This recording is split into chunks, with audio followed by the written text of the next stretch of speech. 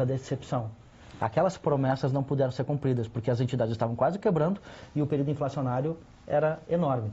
O que acontece? Se nós fizermos hoje a transposição de moeda da época para hoje, em qualquer programa, qualquer aplicativo que existe hoje na rede mundial de computadores, nós vamos ver que aqueles valores, à época muito altos, viraram pó.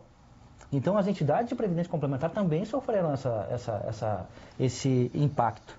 Então nós não, eu gosto de utilizar essa expressão um pouco infantil, mas eu acho interessante. Não existe também assim mocinho e bandido nessa história, né? Nós precisamos também, não podemos dissociar esse debate. Era um processo linear de erosão. Exatamente. Então a economia nacional fez com que nós tivéssemos e passássemos por todo esse fenômeno, né, que nós estamos hoje discutindo e que nós temos vários traumas. Eu vejo aqui o desembargador e a doutora Francesca, né, discutindo também fatos históricos, né.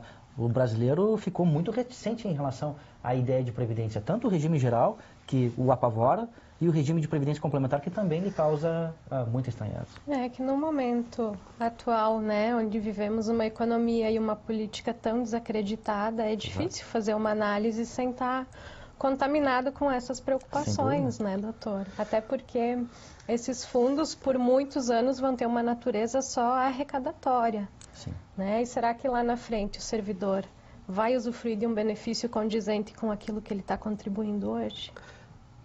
E nós temos experiências aqui no Rio Grande do Sul onde se exatamente, acertadamente se previu contribuições exatamente para chamado suplementar para pagamento de aposentadoria, cujo destino acabou em asfalto, né? Sim, era para a exatamente. Previdência, acabou em asfalto. Então, todo esse histórico, e por outro lado, nós temos experiências positivas, né? No Rio Grande do Sul, por exemplo, Porto Alegre tem o Previmpa, que é um fundo que não é complementar, cogerido, efetivamente, e dá bons resultados. Até hoje, a experiência do Previmpa deve ter aí por volta de 20, 25 anos, e é uma bela experiência. E era como estava se encaminhando em relação ao Fundoprev, sem necessidade da Previdência Complementar.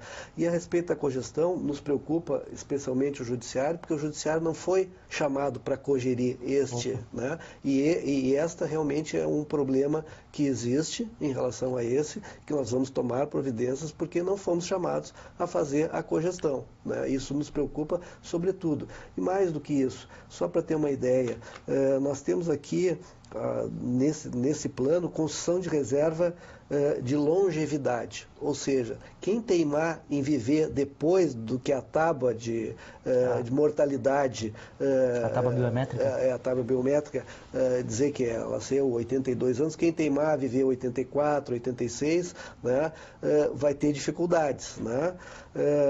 Além disso, na questão da pensão por morte, um servidor público policial civil que enfrenta riscos na rua diante da violência, que entrar agora no Estado a partir da Previdência Complementar, sabendo que a sua esposa, os seus filhos, provavelmente não terão auxílio, benefício nenhum, porque decorrente dessa aqui não durará mais do que alguns meses pela reserva que ele vai fazer, né? Provavelmente isso vai estimular a qualquer um entrar no serviço público, sobretudo naquelas áreas de risco. E no caso ainda vai trazer problemas no seguinte sentido. Por exemplo, eu sei que a minha aposentadoria complementar está lastreada por ações de determinadas empresas, né? O fiscal do ICM ou o juiz que for julgar uma ação envolvendo essas empresas, será que ele vai atuar da mesma forma? Sabendo que da sua ação poderá haver um problema na cotação das ações dessas empresas? Um conflito de agência aí, né? Alguém pensou nesta questão? Como é que será no futuro? Eu, se fosse empresário, eu gostaria de ter minhas ações lastreando fundos de agentes da fiscalização, da magistratura, porque certamente aí talvez eu não encontrasse nenhum problema.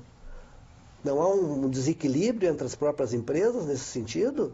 Alguém pensou nisso quando fez isso e vê as características específicas do serviço público?